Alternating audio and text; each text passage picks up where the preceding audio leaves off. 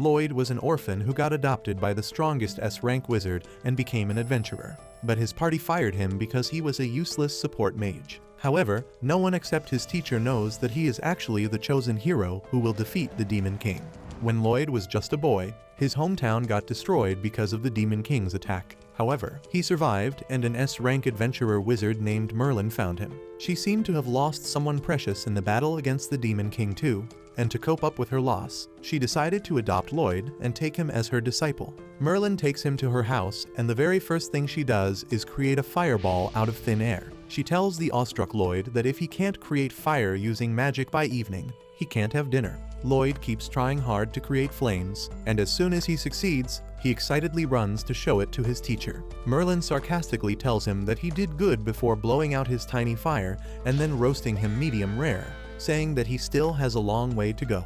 Soon after that, she shows him how to summon water from the ground, and Loid gets it right on the first try itself. However, instead of appreciating him, Merlin acts like a sarcastic again and drowns him in water to show him this is how it is supposed to be done. As days pass by, Loid learns new types of magic, but Merlin is never satisfied. Even when he creates an ice sculpture of her, she uses her magic to teach him a lesson.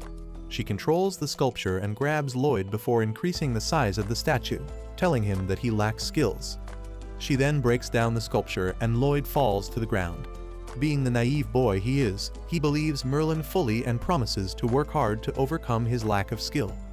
A few days later, Merlin gets a terrible hangover and Loid uses his magic to heal her, and the first thing she does after getting up is hugging and thanking him. The very next moment though, she drags him outside to practice magic. Time passes and one night, Merlin is looking at some ancient texts with a disturbed and painful expression on her face. Suddenly, Loid comes there to call her for dinner, and as she gets up, she accidentally drops the book on the ground. Loid helps her pick it up, but the moment he touches the book, all the information inside it is uploaded into his brain and he passes out. Merlin freaks out on seeing this because Loid just learned an ancient magic spell just by touching the book, which means he has the qualities of being the chosen one. That brings back some traumatic memories for Merlin, and she doesn't want Loid to repeat the same mistakes she did. So that night, as Loid sleeps peacefully, Merlin goes to his room and places a magic spell on his forehead through a kiss, sealing the knowledge of the ancient spell inside his brain because she doesn't want him to trust his power too much. To make sure that Loid doesn't go down the dangerous path, she even recommends him to become a white mage whose main role is to provide support to other adventurers. She teaches him recovery magic that can help fruits grow, and then shows the difference in their levels by casually reviving a dying tree. After that, Merlin continues teaching him about magic and other stuff, but whenever something related to ancient magic comes up, she tells him that he doesn't need to learn that because ancient magic went extinct hundreds of years ago. More time passes with Loid training under Merlin, and one day, she blindfolds him and takes him deep inside the forest full of dangerous monsters. She gives him just one knife and tells him to make it back home within a week using his magic. She doesn't even give him a chance to say anything and runs away, and Loid is left confused and scared. Almost immediately, a wolf monster arrives there, and Loid somehow avoids its attacks by climbing on a tree nearby. He realizes that the spells he can use as a white mage can't defeat the monsters, and the only thing he can do is walk home while avoiding the dangers. First of all, he uses his magic senses to find his home, and then starts walking in its direction. He uses magic to ripen fruits to eat, and at night, he tries coming up with new magic spells that can help him stay safe. He continues his dangerous journey alone, experimenting with new spells that can help him find food and run faster. The next day, he almost gets gobbled up by a spider monster, but thanks to his spell that makes him run faster, he is able to get away safely. Loid doesn't stop using the spell till he reaches home, and as a result, he collapses from exhaustion right in front of the door. Time passes quickly and Loid grows up to be a teenager, who gets curious about the outside world when he finds a magazine about the city nearby. Merlin's attitude around him has changed as well, and instead of dragging him to practice magic, she pulls him out of his daily chores to create new types of magic spells. She comes up with new ideas at the most random moments and makes him pull all-nighters consecutively to help her make those ideas a reality. Loid can't handle all that stress, and one night, he decides to run away from home to explore the world. The next morning, Merlin finds his room empty with just a magazine about the city on the desk, and she realizes that her little boy has finally grown enough to enter his rebellious phase. Meanwhile, Loid reaches the city and gets swept up in its momentum. He spends the small amount of money he has on food and wonders how can he earn more, when a recruitment notice for an adventuring party hits his face. He doesn't even notice that someone was watching him and decides to try his hand at becoming an adventurer. The first mission he takes after joining the party is fighting a cyclops, and he is thrilled because he has never seen anyone fight such strong monsters before. The cyclops is pushing back Alan, the leader and main DPS of the party, and he asks their healer to cast a healing spell on them. Loid decides to help out as well by instantly casting a support spell over all his party members, but none of them even realize it. The archer quickly shoots an arrow into the monster's eye, blinding it, and as it tries to take the archer out, the tanker named Riina rushes to block the attack. She is shocked because she feels almost no weight behind the punch, and in the meantime, the mage of the party binds the cyclops, giving Alan the chance to finish it with one slash. Because of this, Alan becomes a star overnight and people begin hailing him as a hero. On the other hand, Loid is completely neglected and gets only loose change as his payment because he is D rank white mage. He accepts that amount because he thinks he is only worth that, and when Alan says they should toast to their success, he quickly excuses himself because he doesn't drink. The girls are pissed because he refused Alan's offer, but he doesn't actually mind because he doesn't consider Loid a member of their party. He says that all white mages are useless, but they still need one to comply with the guild rules, and it doesn't make a difference if it is Loid or anyone else. Riina, however, thinks that there is something no one is paying attention to, and she is quite curious about Loid. On the other hand, the guy keeping tabs on Loid turns out to be Merlin's informant, and he gives her constant updates about her student. Merlin says that she is not worried about Loid as long as he doesn't get too arrogant, and the spy will ask her if she regrets what happened in the past. Merlin bites her lips as she recalls the day she fought against the Demon Lord with her party led by hero Sybil. The Demon Lord could not win against them, so he decided to self-destruct instead, destroying an entire city with him. Hero Sybil used the ancient magic to revive all the people who died because of the Demon Lord's attack, but he had to sacrifice his life to do that. Losing him was a great blow to Merlin, and while she adopted Loid just as a coping mechanism, she never thought he would be a chosen one just like Sybil. She swears that she will never repeat her mistakes, and she will do whatever is necessary to keep Loid safe. Back in the city, Alan quickly becomes a big shot after slaying powerful monsters thanks to Loid's support. Of course, no one notices this except Riina, who only has a faint idea about it. One night, Alan receives a request from the soldiers to defeat some golems that are killing their troops near a patrol point. Alan quickly takes up the offer, thinking that it will be quite easy. He takes his party to the patrol point, and Loid uses his magic search to find that they need to enter the waterfall to fight the golems. Once inside, Alan fights the golems, but a summoner keeps creating new ones each time. Loid realizes that the summoner is using a magic stone to create new golems, and he quickly buffs the archer, telling her to shoot the summoner. She obeys him, and her arrow somehow curves around a pillar to hit the summoner in the chest. Loid then orders the wizard to teleport the magic staff to him, and he immediately seals it as well. This doesn't sit well with Alan, who feels that only he can give orders to his party. He then decides to focus on the golem, and Loid warns him to step back because the golem is out of control after losing its master. Alan doesn't listen to him and charges ahead, and Loid has to use a special magic to catch up to him and save his ass from getting squashed by the stone giant. Alan gets angry at him, and just then the golem powers down, giving him the chance to destroy it. Once the mission is over, Alan immediately fires Loid, saying that he is useless and always hides at the back. Loid, who has been gaslighted all this time into believing that he has skill issues, accepts the decision without fighting back. He tries searching for another party to join, but there are no vacancies and he feels disappointed.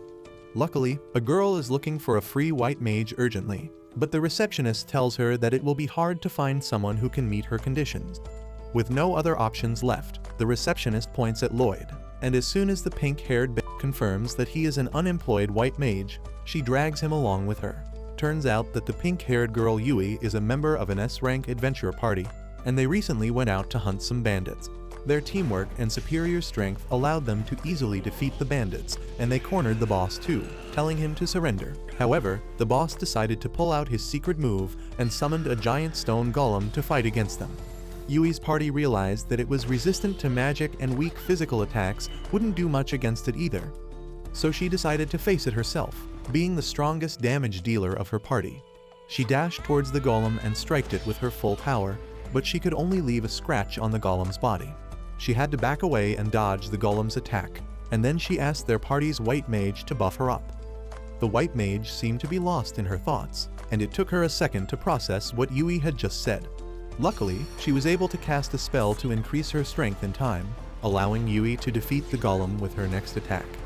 After they arrested all the bandits, Yui went to talk with the white mage Clum, who apologized for spacing out earlier because it could have cost Yui her life. Yui told her not to think too much about it, because she knew that Clum was dealing with some serious personal issues at the moment. She asked her about how everything was going at her home, and then Clum suddenly handed her resignation to Yui, because she needed to take a break to look after her sick sister.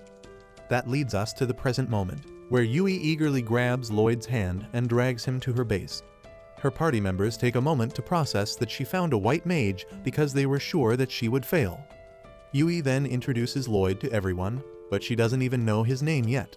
After that, she introduces her party to him, which includes Dagas, the shield user, Cross, the archer, and Silica, the mage. Lastly, she introduces herself as the swordsman and the party leader, welcoming Loid to their party. Loid asks her when did he consent to joining the party, and Yui is taken aback because she didn't even realize that she never asked him the main question. Dagas and Silica understand that she eagerly dragged this stranger to the base without explaining everything, and they apologize to him for that.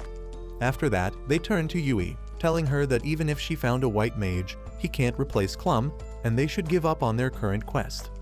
Yui gets upset on hearing this and says that their client asked them for help, and they can't turn them down like this. Loid asks them why don't they let another party take the quest, and Dagas tells him that it is not possible because they are dealing with an A-rank quest. Only parties ranking A and above can take on such quests, but currently, all A-rank parties are out of town, and only they can accept this mission because they are an S-rank party. Loid is shocked to hear that he is standing in front of S-rank adventurers, and he really wants to help them, but once again, his low self-esteem makes him believe that he is too weak to be of any use. However, Yui suddenly speaks up on his behalf, telling her party members that they should at least give Loid a chance to prove his abilities before they rule him out. She takes him to the woods to show his skills, and Loid feels nervous, thinking that he is going to disappoint everyone here. Yui keeps telling him to do something, and Dagas asks her to at least tell the newbie what kind of spell he should cast because he looks confused. Yui asks Loid to cast enchantment magic on all of them, but Cross and Silica think that it will not be possible because only very skilled white mages can do that. However, Loid is shocked because after hyping up the job as the most difficult thing in the world, Yui just asked him to cast a very basic level spell. He asks her if she is sure that this is the test he needs to pass to join her party, and she affirms. The other party members tell Loid that he doesn't need to act strong if he can't do it, because they know how difficult it is. However, Loid tells them that he will do it. He quickly summons his staff out of the dimensional storage, and that is already enough to shock everyone. He then casts 5 different types of enchantment spells on them at once, and they don't even realize it because he is too fast. Yui asks him where did he pull that staff out of, and he tells her about the storage spell that he can use to keep things. He then asks if she is satisfied with the results of the enchantment spell, and Yui is confused because usually it takes more time and an incantation to do that. Everyone starts feeling lighter and stronger as a result of the spells, and to try out the effects, Yui swings her sword at a big tree nearby. She is able to cut through the tree cleanly even with a gentle swing, and her entire party is flabbergasted at this. Loid then tells them that he cast 5 types of enchantment spells on them, and they almost can't believe what they hear. Loid explains that he thought casting just one spell on all of them was too simple to be the real test, so he tried to go beyond that and show what he can really do. Yui and others are too stunned to even reply, and Loid thinks that they are just disappointed by him. He returns his staff to the storage, saying that he understands that he is not fit to be the white mage of their party. He apologizes for wasting their time and begins walking away, but then Yui stops him. She finally bothers to ask Loid about his past work experience, and he shocks everyone by revealing that he was fired from the hero's party for being too weak. Yui and others wonder what kind of standards the hero has for calling Loid too weak, because they have never seen anyone who can cast 5 enchantment spells at once. When Loid still insists that he is weak, Cross begins to worry more about his standards. Loid changes the topic by asking them why don't they call their party's white mage back, and Yui explains that Clum's sister is really sick, and she was taking care of her while working as an adventurer the entire time. Naturally, it took its toll on her, and she could no longer do both the things, so she decided to take a break from being an adventurer. Daggis says that they could have completed most quests even without her here, but A-rank quests are quite difficult, and they definitely need a white mage to do them. Everyone suddenly gets worried about Clum because even though she left their party, she is still their friend, and Loid feels jealous on hearing this. He quickly changes the topic and asks if anyone knows what disease Clum's sister is suffering from. Yui recalls that the girl's body is turning to Magistone gradually, and Loid remembers that he learned about Magistones from his master. When Merlin was teaching him how Magistone can turn other living creatures into Magistone as well, Loid had wondered if it is possible to restore them to normal, and now he decides to find it out. He asks Yui to lead him to Clum's house, and she takes him there. A very thin and tired Clum opens the door and gets surprised to see her friend there, and once they go inside, Loid gets straight to work. He asks Clum to tell him in detail about her sister's condition, and she says that originally, she and her sister Sylvie used to go on adventures together. However, one day, she got injured during a mission, and ever since then, she has been sick. Loid asks her for the symptoms, and Clum decides to show him rather than explaining with words. Just as she opens the door to Sylvie's room, an intense malicious mana leaks out, and then Clum removes her sister's blanket, showing that her hands and legs have already turned to Magistone. She says that Sylvie's mana has gone berserk and her condition keeps worsening day by day. Clum fears that her sister doesn't have long to live, and then Loid asks her to let him help her. He says that he has a theory that can turn Sylvie back to normal if he is right, but Clum refuses to believe him because even the specialist healers she called to look at her sister said it was impossible to cure her condition. However, Loid explains that Sylvie might have been injured by a high-purity Magistone, which started turning her into a Magistone too. He asks Clum if Sylvie was injured in a place with high mana density, and she affirms, saying that they were on a mission to extract a Magistone out of a cave. Loid asks her to show him the entry wound, and when Clum reveals Sylvie's waist that has been turned into Magistone too, Loid is certain that this is where the problem started. Clum asks him how does he know all that, and he replies that he learned it from his master. Yui then asks Clum to trust Loid with this one, and she decides to give him one chance. Loid immediately casts a spell to absorb all the corrupted mana from Sylvie's body, but that is quite hard for him to handle as well. Anyway, he manages to pull through the first step, telling Clum that he needed to reduce Sylvie's mana to near zero, because otherwise there would be no point in healing her. He says that he will continue absorbing her mana while healing her, and casts another spell to start the healing. Clum realizes that it is not the usual healing spell, and Loid tells her that this is a more powerful version that is highly inefficient, but it also allows him to burn the mana he is absorbing from Sylvie. Clum is speechless on hearing this, and Yui asks her if Loid is doing something impressive. She replies that he is casting two self-made spells at the same time while enduring a tremendous amount of mana, both of which would be impossible for even the greatest white mages. Soon, Loid's method shows its results, turning back Sylvie's petrified body to normal. As a result, Sylvie regains consciousness, and Clum starts crying tears of joy on seeing this.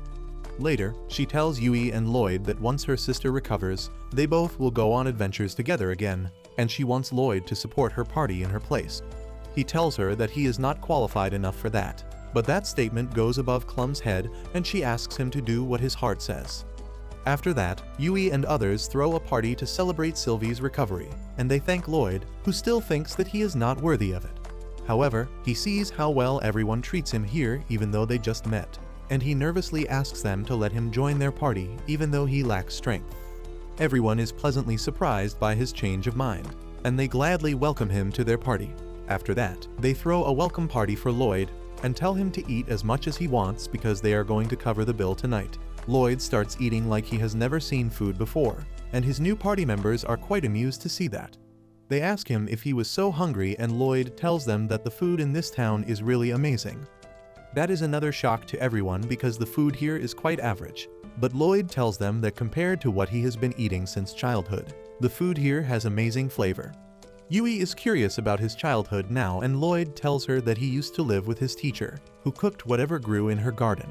She collected wild mushrooms sometimes and other times. She would simply roast meat from wild beasts and then give it to him without any seasoning.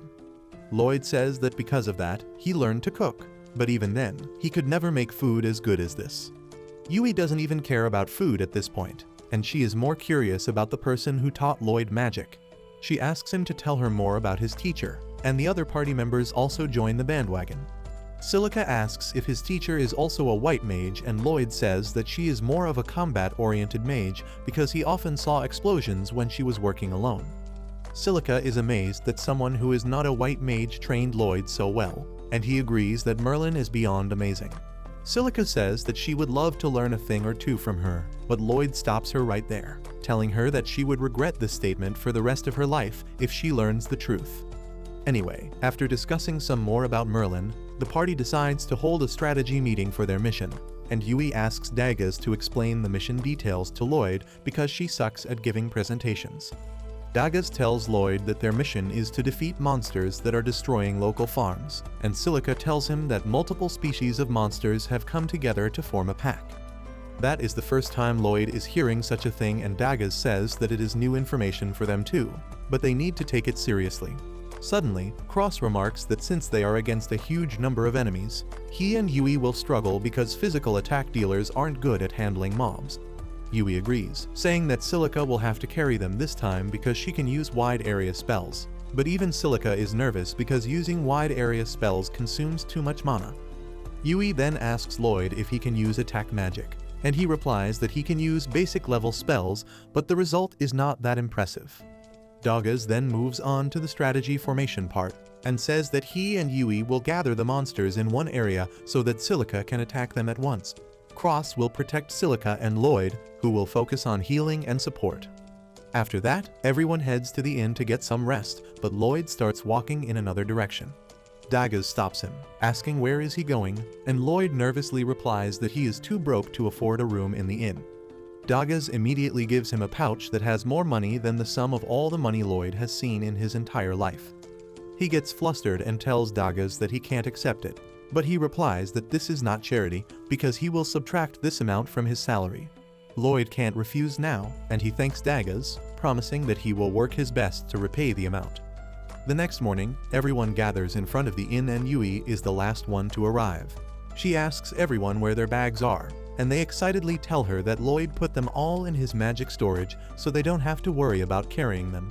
Yui immediately takes up the offer as well, and Loid quickly puts her stuff in the magic storage.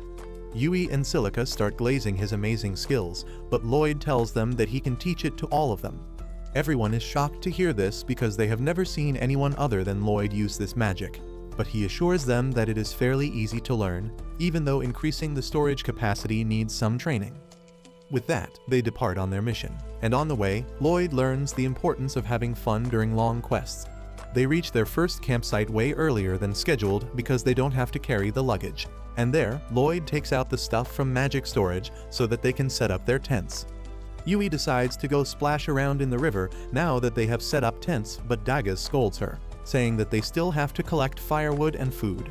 Loid volunteers to collect firewood, and Yui thanks him for reducing the workload.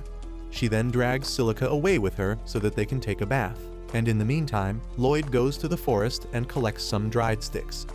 He then spots the fruit he used to eat in his childhood and decides to take a handful for his party members, when suddenly, he hears Yui screaming.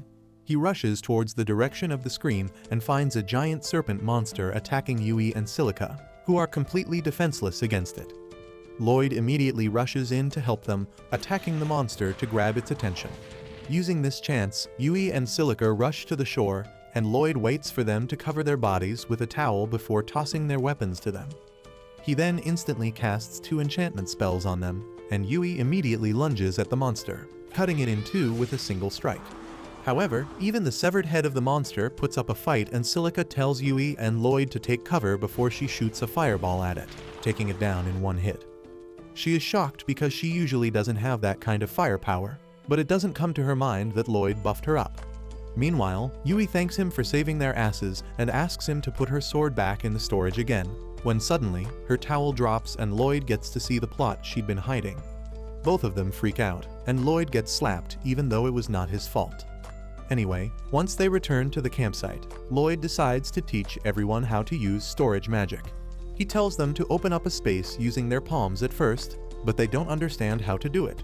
However, on Silica's advice, they give it a try, but they just look like a bunch of morons squishing an invisible balloon. Loid feels that he is a bad teacher because he can't teach it to them. But then suddenly, Silica chants storage, and she is able to open up a magic space. Everyone suddenly realizes that they can't cast spells without incantation like Loid, but if they can use chants, they can figure it out eventually. After a bit of practice, Silica is able to store her staff in the magic space, but others struggle to do it. Later at night, while the rest of the party is sleeping, Loid and Yui are on watch. Yui suddenly sits in front of him, thanking him for joining the party, and he replies that he was also jobless so he should thank her. He then remembers how determined she was to complete the quest because their clients needed help, and asks her if there is any special reason why she is so dead set on doing this quest. Yui tells him that when she was little, her village was attacked by monsters, and she was the only survivor. So when she heard about the quest, she couldn't stop herself from accepting it because she wanted to save people from the situation she had faced. Suddenly, Loid cuts her off, telling her to be silent because there are monsters nearby. Yui gets alert and summons her sword, while Loid tells her to go and wake everyone up. Soon, the entire party is ready to face the spider monsters, but they realize that their numbers are too huge, and they should retreat for now. They start walking back slowly, but then unfortunately, Yui steps on a twig, and the sound attracts the attention of the monsters. Everyone runs as fast as they can, but the spiders catch up and surround them. They start squirting webs out of their butts, and the adventurers block the first round of attack. But then one spider ties Silica's staff and takes it away from her. The spiders then trap them in a cage of silk, and everyone panics. Loid says that they should stop the spiders right where they are before trying to defeat them. He quickly enchants his teammates and then tells Yui to attack first. She leaps up, cutting through the silk web, and then returns Silica's staff to her. In the meantime, Yui rushes towards a spider, blocking its sticky spray and then quickly chopping off its legs. She then surfs on the silk squirt of the spider to quickly travel towards the second one, cutting off its legs as well. Next, Loid tells Silica and Cross to join the offense. Silica creates some fireballs and Cross shoots arrows through them, setting the spiders on fire with the burning arrows. The fight ends with that, and Loid realizes that he started yelling orders even though he is the newest member of the party. He apologizes for getting carried away, but Dagus tells him that it was a good thing because he has the qualities of a natural-born leader. Everyone else agrees with him, and they tell Loid to keep playing an active part in leading the party during battle. The next morning, everyone has learned the magic storage spell well enough to carry their own luggage, and as they resume their journey, Loid keeps thinking about why the spider monsters were here. A couple days later, as Loid is keeping watch alone at night, he starts thinking about the spider monsters again. He believes that they should have inspected them a bit more when suddenly, Yui and Silica call his name, asking him if he plans to be on guard alone tonight as well. Loid affirms, and the girls grow worried about him because he has been pulling all-nighters for quite some time now. They tell him that he should rotate the night shift with others, but Loid tells them that he will be fine, and he wants everyone else to conserve their stamina in case they need to fight. Yui is about to give him a lecture, but then Silica stops her, asking her to respect Loid's decision, but she also asks him to inform them if things get too tough for him. Meanwhile, Cross and Dagas just watch this scene from their tent, worried about Loid's stubbornness. The next day, they resume their journey, and as they take a break, Loid tries detecting any monsters near them. He is relieved when he senses none, but then Yui comes running to him, asking what is he doing. He tells her about the search magic that allows him to locate monsters and other threats nearby, and Yui is surprised because this is her first time hearing about that spell. Loid tells her that it doesn't have a very wide range, but it is still better than nothing. Yui gets worried because he is taking all the burden of watching their surroundings on himself, but he tells her that he is fine and doesn't need any help. That night, as Loid keeps watch all by himself yet again, Yui says that it seems that he doesn't trust them at all, even though they are friends now. Silica tells her that different people have different pace of getting comfortable with each other, and there must be some trauma in Loid's past that makes him stay away from others. She also believes that there is a reason Loid can't see how awesome he is, and that is why he tries to compensate for it by working too hard. Yui gets curious about Loid's past on hearing this, but Silica tells her that he will tell them everything once he gets comfortable with them. On the other hand, Dagas approaches Loid, asking him to come with him because he needs some help, while Cross volunteers to keep watch in his place for the time being. Loid goes with Dagas, who sets up an elaborate trip alarm that can alert them in case any monsters approach their campsite. Loid is impressed by this, and then Dagas tells him that the alarm will alert them about the monsters, so he should get some rest. Loid says that there is no need for that, and he can do a better job than this alarm, but then Dagas suddenly confronts him, asking if he doesn't trust the party. Loid replies that he trusts them, but Dagas tells him that his actions seem to say otherwise. Loid remembers the words of Merlin and his former boss, both of whom told him that he was inexperienced and useless. He tells Dagas that if he doesn't work hard, he may cause problems for others, but Dagas confidently tells him to cause troubles for them in that case. Loid doesn't understand what he means, and Dagas explains that they formed a party to handle things as a team that they couldn't handle on their own, and obviously, everyone causes some problems sometimes. He asks Loid to rely more on his team, and that is the first time the dimwit has heard of that concept. Dagas manages to convince him to get some rest with that, and in the tent, Loid smiles to himself, thinking about how he has people he can rely on now. The next morning, he puts this concept to practice and nervously asks Yui if she can help him fetch some water, and she is glad to help him. On the other hand, a noble named Michel receives a report from a shady black mage, telling him that he has planted magic stones in all the spots he told him to. Michel is pleased to hear this because now they can succeed in their plan without much difficulty, and the mage adds that their previous plans have scattered the high-ranking adventurer parties around, and they won't be able to interfere with their plans. However, the hero's party is still available, and they may be an obstacle in their way.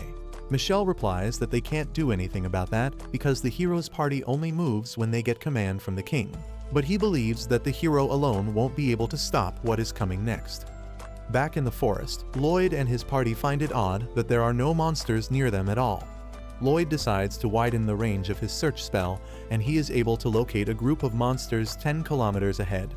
Cross remarks that it must be really close to the farms they are heading towards. But before Loid can tell him the details, Yui jumps into the conversation, asking Loid if he can really search things in a 10-kilometer radius. He affirms, and she goes mad because the other day he told her that his range isn't that big. Loid tells her that 10 kilometers is not that big, and Yui starts screaming at him. But then the other party members tell her to focus on the bigger problem for now.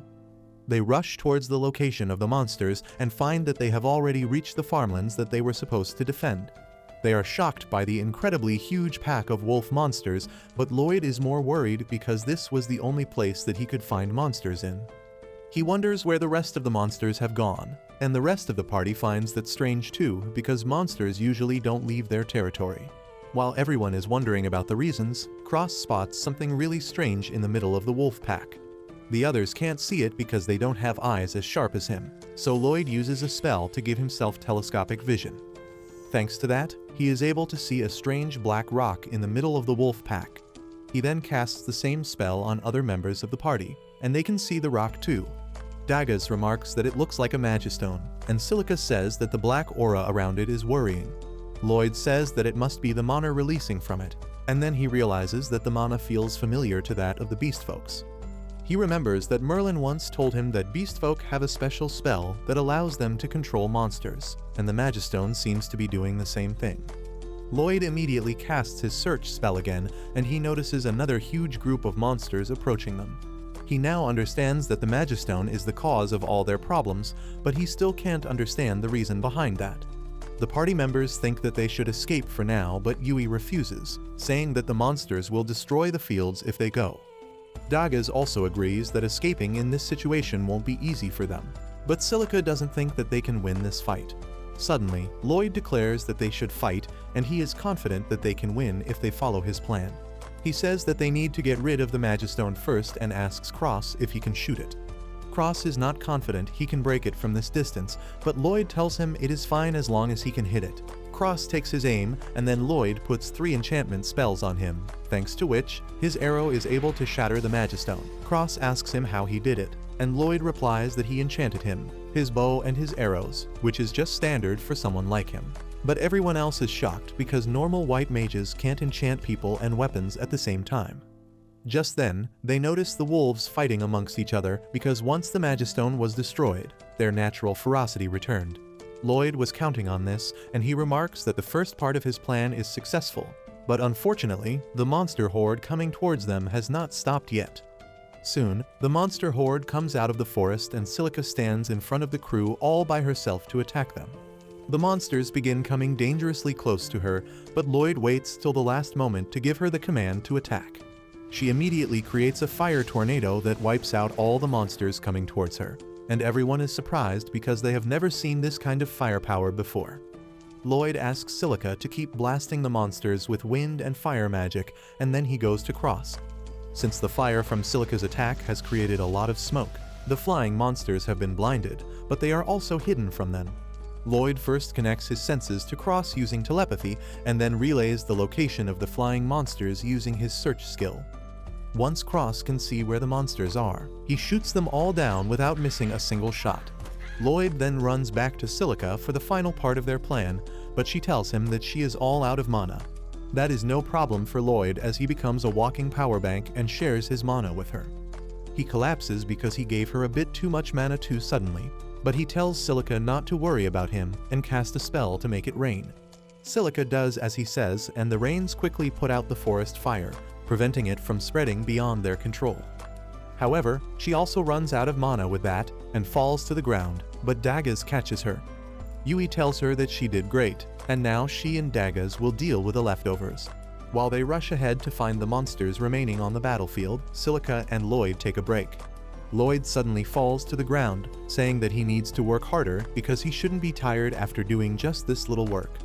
Soon after that, Yui and others deal with the remaining monsters, but as they return to check up on Loid, he tells them that they need to head to the nearby city, because his instinct tells him that this place was just a decoy, and the real target is the city of Ishtar. Everyone is confused at this, and Loid pulls out a crate of mana potions from his storage dimension. He chugs a potion as he explains that the whole mission was a trap to send high-ranking adventurers out of Ishtar to weaken its defense. Cross remarks that Ishtar has the Heroes Party as well as the Night Order, so it won't be easy to take its defenses down. Daggaz, however, believes that Loid's theory makes sense. Yui decides to head back to Ishtar immediately just in case, and Loid casts a buff on the entire party just as he finishes his mana potion. He then tells Yui that they should start immediately and begins running towards the city. Everyone is shocked on seeing how fast he is, but as Yui tries to catch up to him, she finds that she can also run faster than I show speed now. The rest of the group follows them, and they are not really surprised when Loid tells them that he boosted their speed so that they can reach the city quickly. Meanwhile, Michel is doing some paperwork in his mansion when suddenly, the demon General Grist appears there, telling him that his army is ready for action. Michel is pleased to hear this, and the two men discuss how easy it was for them to send an army to the city of Ishtar without anyone noticing, thanks to the powers of a beastfolk girl they kidnapped. Michel says that they will keep using her powers for their benefit in the future, and Grist leaves that matter to him. On the other hand, Loid and others are rushing towards Ishtar, and they take a break to catch their breath. They are confident that they will reach Ishtar quickly at this rate, but Silica is worried that Loid might be getting tired because it is really hard to maintain enchantment magic. He replies that it is hard for people who are not used to it, but his teacher basically forced him to use it a lot, and he developed a habit to cast enchantment spells for a long time. He tells her about the time Merlin threw him into a forest, and since he couldn't beat the monsters, he simply ran away. That forced him to develop new and more efficient spells to stay fast. He says that the training was hellish, but since Merlin scolded him a lot for having trouble with it, he must have just been bad. He believes that this is a regular training method, but Silica and Yui tell him that it is not normal at all. Loid's dumb thinks that his training was even weaker than regular training methods, and he decides to train even harder. The girls can't even tell him how wrong he is, and then Daggaz and others get refreshed to resume their journey. Loid casts the speed increase buff on them and then uses his search magic as well to make sure there are no monsters nearby. They resume the journey with that, but then Loid suddenly stops, forcing everyone to crash on him. They ask him what the hell is wrong with him, and he replies that his search skill detected something, but it is not a human or a monster.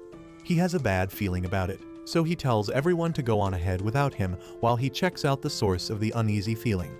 However, Yui tells him that in case it turns out to be something dangerous he can't handle on his own, he will need their help, and he agrees to that. They soon reach a hut and Loid is now sure that he can sense demons inside it. The party is shocked to hear this because demons are found on the other side of the mountains and they should not be here.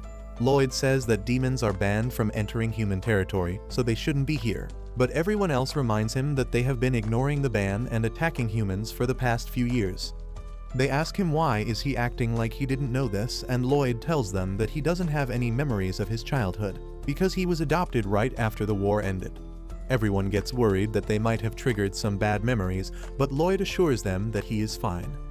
Cross says that they need to return to the city and report this matter to the knights urgently, but Loid says that they should gather some more information first. He feels the same energy from the demons as they felt from the Black Magistone earlier, and everyone gets alert on hearing this. Loid says that if these demons are really planning to attack Ishtar, their investigation becomes even more important.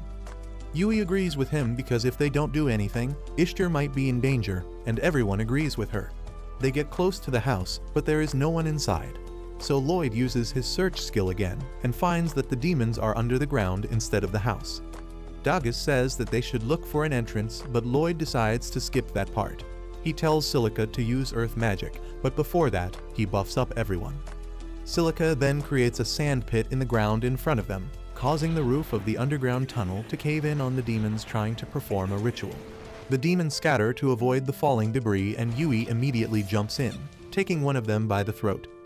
She asks what demons are doing on this side of the continent when suddenly another demon uses his magic to throw the debris at her. Yui easily blocks it all and then cross-shoots a demon while another one escapes. The demons hide behind the rubble, but then Silica uses her skill again to turn the rocks into sand, exposing them. They try to attack her, but Dagas blocks their attempt, forcing them to run away. One of the demons escapes the room, and when Yui tries to chase him, she can't open the door. Two more demons try to ambush her, but Cross pins their robes to the ground, making them easy targets for Yui to take down. With that, they defeat 3 of the demons, and then rush to capture the last one, who imprisons the beast girl in a cocoon and takes her away with him. Loid and others reach there just then, and they decide to give chase as the demon runs away. Yui and Cross reach him first, and they decide to sandwich him from both sides, while Loid and others take their time coming to the surface. Loid can sense a very strong magic signal from the cocoon, and he tells his friends to capture it at all costs. Soon, Yui cuts off the demon's path, and he realizes that he is surrounded on all sides. Loid tells him to surrender because they have some questions to ask of him, but the demon decides to fight back instead. He creates a magic circle to launch an attack, but Loid reacts quickly, creating shields in front of his friends that cause the magic attack to bounce off and hit the demon in the end. He goes down with that, and then Loid immediately rushes to bring the cocoon down and free the beast girl inside it. They take her back to the cottage, and Loid decides to heal her because she is the only one who can tell them anything because the demons are all dead now. Yui and Silica are impressed as his healing magic begins to act quickly, and Loid tells them that he made some adjustments to the spell. This shocks both of them because it is not easy at all to change spells, but Loid tells them that his teacher often forced him to help her create new spells, so this is nothing for him. The girls are again curious about his master, and Loid tells them that she is just a weirdo. Just then, the beast girl awakens and Yui immediately gets on top of her, bombarding her with questions. The girl nervously tells her that her name is Claire, but Yui hears her wrong, and she decides to go with whatever the hell she hears. Yui then asks her why was she captured by the demons, and Claire is hesitant to answer, so Loid tells her that they are adventurers who rescued her. He then remarks that he has heard that some beast folk can use magic to control monsters, and asks if it was her ability that controlled the monsters in the farms they visited. Claire affirms that it was her magic and tells Loid that the demons made her do it. Now that all the facts are in front of them, Loid and others are sure that the demons want monsters to attack Ishtar because that is the gateway to the continent. They decide to head back immediately to protect it and take Claire with them too. As they stop to take a break, Loid senses a large number of monsters heading towards the city, and an even larger army following right behind them. He fears that they can't fight all of them alone, so he decides to take a drastic step. He tells Yui and others to rush to the city and warn the knights, while he stays behind with Claire, using her power to stop the monsters. Meanwhile, in the city, Loid's former party leader, Hero Alan is troubled by another issue. He has not been able to find a white mage to replace Loid, because he rejects everyone just by looking at their resumes. The girls in his party nervously tell him that even the best candidates can only cast 2 enchantment spells at once, and Alan calls them a bunch of incompetent morons. The shield user Rena says that maybe Loid was special, and Alan mocks her for even thinking something so stupid. Just then, a knight enters the room, telling Alan that he has an urgent message for him. He reports that their forest patrol unit spotted a massive monster army heading towards them, and they need the hero's help immediately. Alan and his party are shocked to hear this, but he decides to accept the request, and the knight is really happy to hear this. He immediately leaves to relay the good news to other knights, but as he goes, the girls ask Alan if they can really fight such a huge monster army without a white mage. He replies that it is a direct request from the kingdom, and they should accept it to score some brownie points. More than that, he wants to show the world that he is still the strongest, even without a useless support mage in his team. On the other hand, Loid and Claire reach a cliff from where they can see another monster horde, which is even larger than the one heading towards Ishtar. Loid panics, realizing that if this group combines with the attackers, the city will be done for. He says that they need to defeat them here somehow, and Claire asks if there is a way to stop them without killing them. Loid is surprised by her request, but Claire says that these monsters are just innocent creatures whom the demons brainwashed by stealing her power. She feels partially responsible for this too, and that is why she doesn't want the monsters to get hurt. Loid realizes that Claire is a true animal lover who cares even about monsters, and he promises to find a way that can stop the monsters with the least amount of harm. Claire gets really happy at this, and then Loid looks at the monster horde before asking her if she can send them back home using her power. Claire is not confident that she can command all the monsters, and Loid tells her that he will increase her mana capacity and spell efficiency. Claire decides to give it a try and steps ahead. Loid gets ready to buff her up, but she is unable to cast her spell because of the interference of a dark device in the forest. Back in the city, Alan has reached the Adventurers Guild, and he mocks the adventurers gathered, calling them too weak for the job. The adventurers are offended by this, and then Alan's girls tell him that all rank and above parties are out of town. He mocks them even more, and one guy gets ready to throw hands. His friend stops him because they shouldn't fight the hero, and luckily, the guild master arrives before the situation worsens. He says that they are here to fight monsters and not each other, and Alan scoffs as he gets up to declare his plan. He says that their mages will start the fight by firing their most powerful spells to kill as many monsters as they can, and after that, he will lead the knights and other fighters to hold back the monsters while the mages recharge their mana. Alan believes that a bunch of monsters won't be a problem with his brilliant strategy, but the other adventurers wonder if he was dropped as a child. Alan notices their dissatisfaction and asks if they have something to say. A mage nervously says that they don't have enough power to kill a bunch of monsters in one hit, and others agree, saying that even killing one is a pretty big order. Alan yells at them, saying that this is the bare minimum they should be able to do, but then the mage of his own party says that she is not so confident either. She claims that the power of her spells has been decreasing recently, and she can't do powerful attacks like before. Alan yells at her, asking why did she hide it from him all this time, and the girl timidly tells him that she is not the only one because everyone else in the party has also felt their performance decline ever since Loid was kicked. Alan loses his temper on hearing this, asking why did they betray him by staying silent for so long, and Rena tells him that they didn't betray him, he just didn't notice because he grew complacent ever since becoming a hero. She says that he has not even trained in a bit, so that makes it even more pitiful that he hasn't noticed a change in his strength. The crowd is aghast to learn that Alan has not been practicing, and he calls Rena a bitch for ratting him out. He tries to punch her, but she easily blocks his ass attack, making him lose even more aura in front of everyone. He runs away in embarrassment and his girls follow him, but Rena stays behind. The other adventurers panic because they can't win against the monsters when the hero is this weak, but Rena tells them to calm down because she will assume the command. She declares her intentions to leave Alan's party because he is no longer fit to be called a hero, and she will fight alongside all of them. Everyone is relieved to hear this, and Rena says that their best chance at survival is to find the white mage named Loid. Meanwhile, Loid and Claire find a black magistone, which is the thing that is blocking her spells. Loid tells her that they found this magistone in another location as well, and this is what's controlling the monsters. He says that they need to destroy it, and Claire says that there must be multiple magistones nearby, because the horde is too large to be controlled by just one. Loid asks her if she can detect the magistones, and she replies that she can only do it when they are close to her.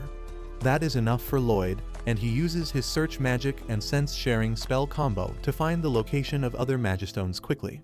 Claire hasn't even understood that part when he suddenly casts an invisibility spell on themselves so that they can get closer to the magistone without getting noticed by the monsters. Claire starts getting suspicious of Loid's abilities at this point, but she follows him to the magistone and neutralizes it with her powers. As soon as she does that, the monsters are freed from its control and leave the area. On the other hand, the adventurers and knights are ready to face the monsters at the city border, but the captain of the knights is anxious about their plan. The adventurer guild master, on the other hand, decides to believe Rina's words and puts his faith into Loid's hand. Earlier, as Rina told the adventurers about how Loid was the secret MVP of the hero's party despite being a white mage. The adventurers couldn't believe this, but the guildmaster did, and he told Rina that they won't be able to get Loid's help this time because he is out of the city on a quest and will take a week to return. Rina was shocked to hear this, but she immediately calculated that Loid could shorten the duration of the travel. She asked everyone to gamble their lives on Loid returning, and since they have already made that decision, the guildmaster sees no point in worrying. Just then, the monster horde approaches them and Rina commands the archers and the mages to start attacking. The attacks weaken the monster formation, and as they jump into the trenches, powerful water currents sweep them away, buying more time for Loid and his party to return. Soon, the night arrives and Yui's group takes a break, hoping to reach Ishtar as quickly as possible to support Loid. Meanwhile, Loid and Claire also reach the last magistone and neutralize it. They are glad that all monsters are free now, but as soon as they are free, the panthers and the wolves start fighting each other. They knock over the magistone, hitting Claire and disrupting her invisibility. The monsters immediately turn their attention towards her and she panics, but Loid quickly runs away to the other side and shoots some fireworks to distract them. On the other hand, Rina and others are still holding off the monsters, when their right wing falls to the ruthless attack from the monsters. What is even worse is that more monsters are heading towards them, and just as everyone is about to give up hope, a powerful fire spell defeats the monsters. Everyone rejoices as they see Yui and her S-rank party joining the battle, because it means that Loid is close too. In the meantime, Loid is playing tag with two teams of monsters trying to catch him. He keeps dodging and running away, but realizes that his stamina is not infinite. Claire also notices that he is just dodging and not attacking the monsters, and she thinks that it is because she asked him not to hurt them. She decides to help him as he gets overwhelmed and starts singing a song. The monsters suddenly stop their aggression on hearing her song and quietly return to the forest, and Loid is really impressed. He asks Claire how she controlled the monsters, and she tells him that her power doesn't control them. It only conveys her feelings to them, and she asked them to go home. Loid thanks her for saving her life and says that they should return to Ishtar now, where Yui's party has given a new hope to the defense forces. However, even with their help, the monsters quickly overpower the humans. Rina also gets injured during the fight, and soon after that, the monsters break through the defense formation entirely. Everyone gives up hope, but just then, they hear Claire's sweet song that is being played at full volume thanks to Loid's support magic. Her magic suddenly pacifies the monsters, and they head home without attacking any human or another monster. Everyone is surprised by this, and Loid tells Claire that her amazing magic saved many lives here. However, the battle is still not over as a group of giant rock golems head towards the city, and Loid decides to stop them at any cost. On the other hand, the mastermind of the monster invasion, Michelle, is sipping wine and thinking that Ishtar might have already been destroyed by now. Just then, his servant comes in with urgent news, and Michelle thinks that it is the sweet news of their victory. However, the servant tells him that the monster horde has retreated and scattered instead of attacking Ishtar. Michelle can't believe this news at all, and he demands an explanation from his servant, but the poor fellow has no idea himself. Meanwhile, Claire tries to use her skills on the golems as well, but that doesn't work, and Loid realizes that the demons must be interfering. He decides to meet up with his party to discuss what they should do next and enchants himself as Claire so that they can run fast. They run straight through the horde of golems who notice them and try to attack them. They jump to the side to stay safe and then approach the trenches set up by the soldiers. Loid suddenly grabs Claire by her waist and jumps over the trench, and then some. Everyone is impressed by his enchantment magic, and they realize this is the guy Rena wanted them to trust. As soon as Loid lands on the ground, his party is there to greet him. He tells them that it is all thanks to Claire that the monsters are retreating, but now they have to deal with the golems.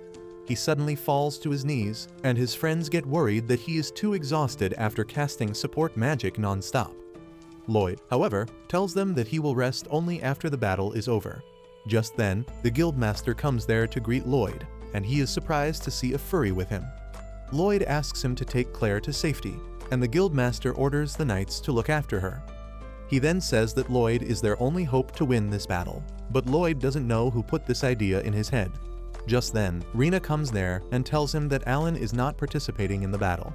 Loid is surprised to hear this, and Rena explains that Alan clashed with the adventurers at the guild earlier and abandoned his duties. Loid can't believe he left the people of this city in danger despite being the hero, and Rena says that he doesn't even deserve to be the hero. Suddenly, she starts groaning in pain because she is injured, and Loid quickly heals her injury completely. The guildmaster is really impressed by this, but Loid collapses again. Rena helps him get back on his feet and then tells him that as long as he was in their party, they felt invincible, but once he left, they realized they were just above average. She says that she should have realized it earlier and stopped the others from kicking him out, but Loid doesn't believe he is anything special. Luckily, he doesn't have enough time to yap about how weak he is because the golems reach the front lines just then. Everyone gets ready to fight and decides to charge straight at the golems, and Loid yells at them to stay back because the golems are not ordinary. However, he is too late, and the knights find out about the golems being enchanted as their swords snap on hitting them. The golem hits the knights away, and Rena immediately takes charge of the battlefield again.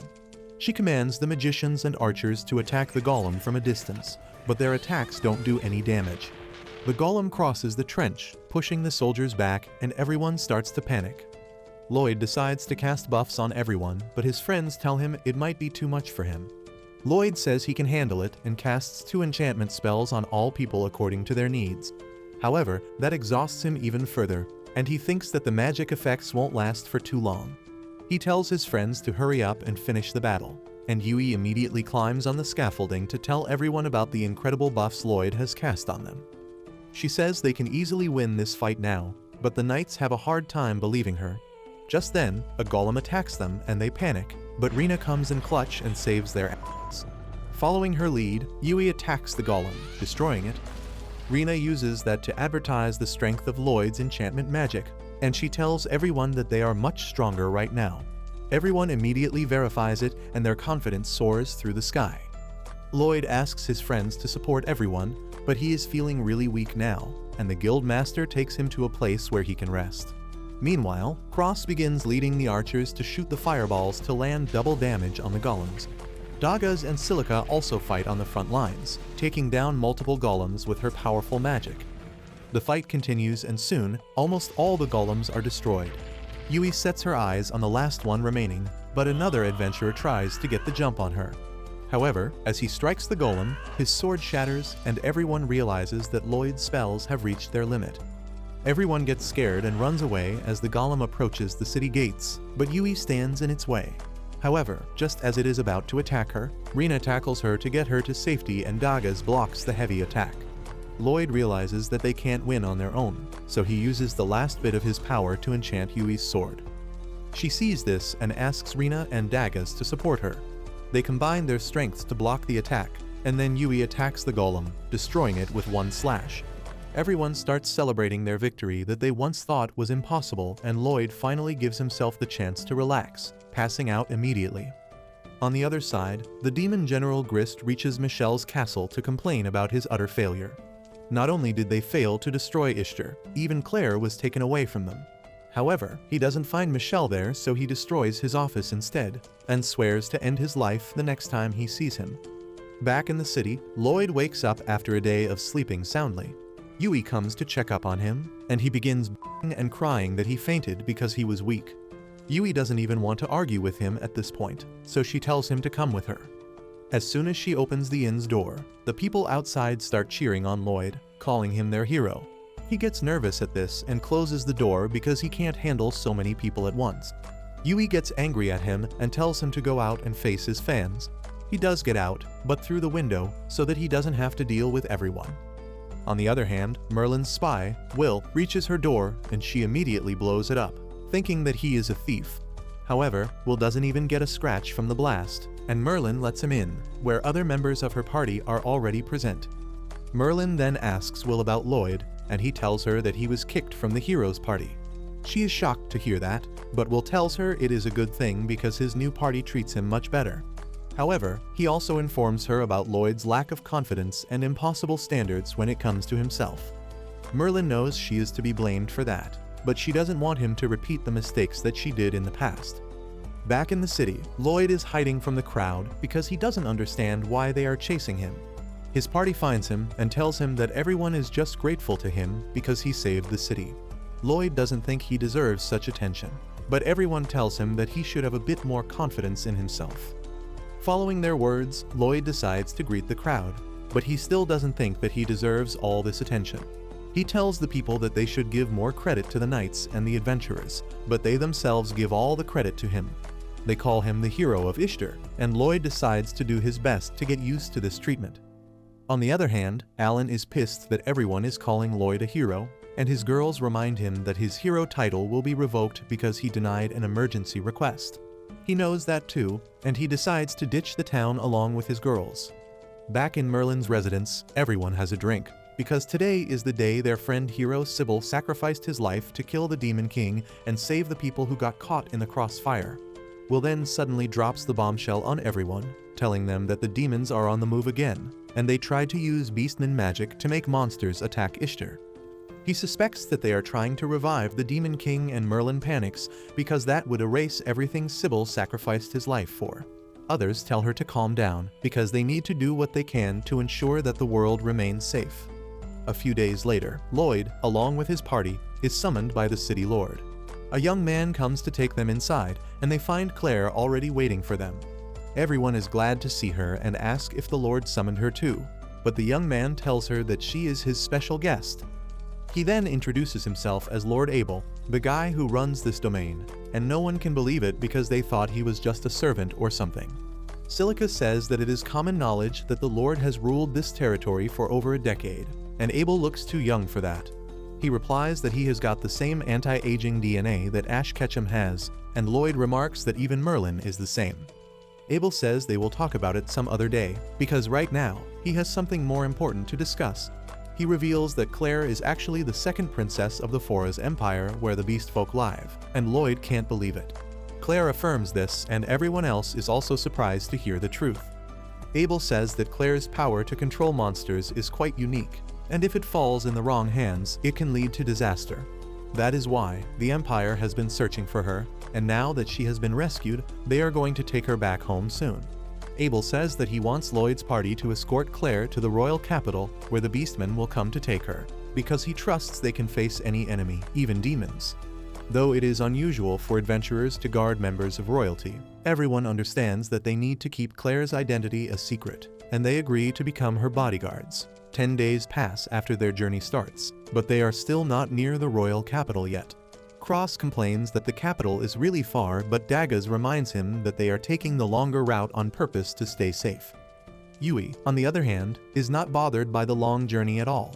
She is more interested in hitting the hot springs that are in the next town, and she asks Claire if she has ever been to them. Cross finds her relaxed attitude annoying, but Silica says that her cheerful attitude makes the journey bearable, and it is also good for Claire to have some new experiences. Cross starts to think that Yui has actually thought this through, but in the end it turns out that she just wanted to have fun. Later that evening, they reach the hot spring town, and the girls have fun ogling each other in their pool. Meanwhile, the guys are rubbing each other's back, and Loid starts thinking about the demon attack.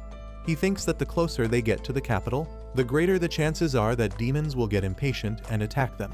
However, they can't deploy a full-sized army here, so they will only send their elite forces to kidnap Claire. As he thinks about it, he starts rubbing Cross's back a little too hard. Cross tells him that it hurts, but Loid keeps thinking of improving his spells while absent-mindedly giving him rough back shots.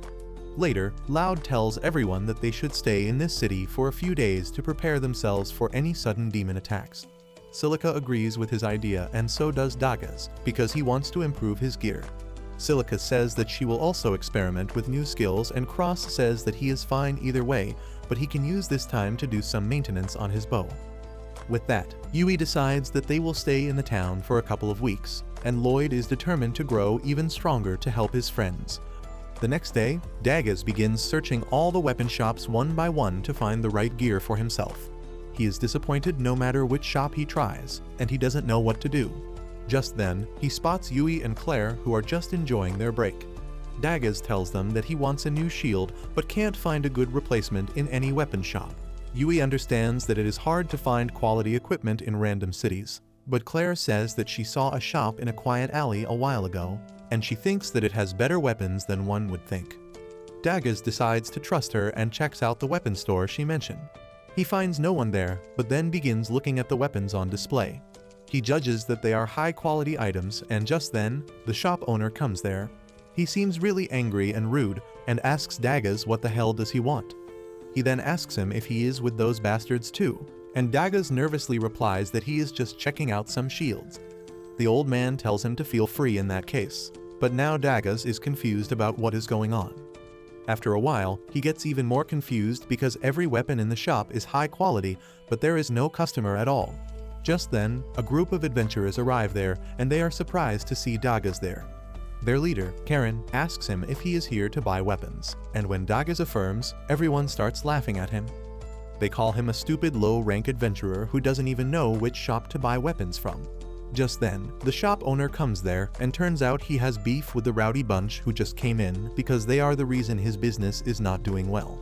Daggers steps up for the old man, asking if these guys are some kind of takeover gang, and everyone says that he must be an outsider because everyone here knows about the A-rank adventurer Karen.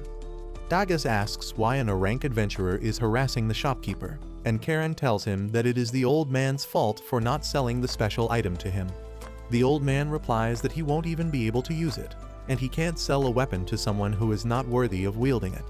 Karen says that he will have to teach a lesson to him in that case and starts cracking his knuckles.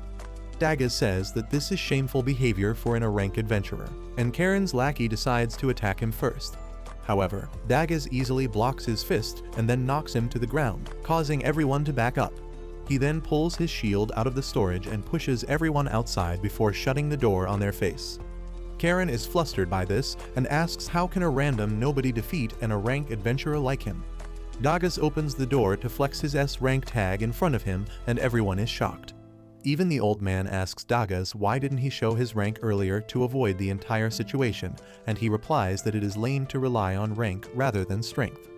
Karen and his lackeys run away on hearing this, but the old shopkeeper is impressed by his skills and character, and he decides to leave his treasure with Daggers.